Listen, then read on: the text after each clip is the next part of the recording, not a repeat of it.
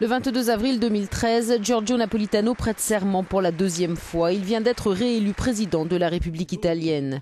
Une réélection historique. Après 5 tours de scrutin, le Parlement ne parvenant pas à élire un président, Napolitano accepte de se porter candidat par, dit-il alors, devoir de responsabilité devant la nation.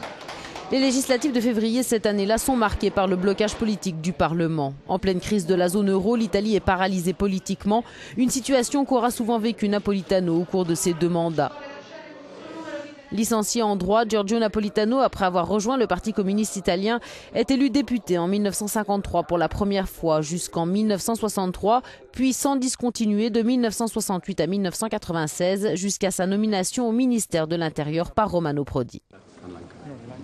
Avant cela, c'est au Parlement européen qu'il s'illustre. Élu en 1989, il occupe ses fonctions de député européen jusqu'en 1992, puis y revient en 1999. Il y restera 5 ans.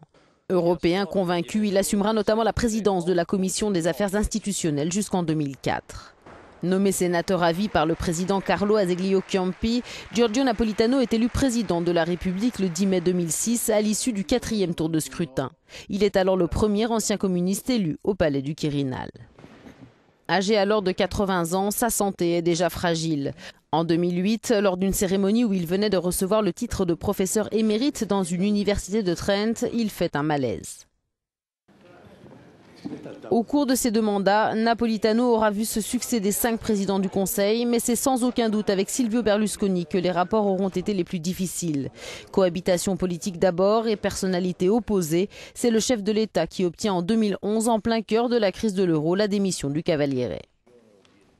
Le 1er janvier dernier, Giorgio Napolitano avait adressé un message au pape François à l'occasion de la Journée mondiale de la paix. Athée, le président italien a toujours voué un profond respect au Saint-Siège et à l'Église, au point d'avoir établi une réelle relation de confiance et d'amitié avec Benoît XVI notamment.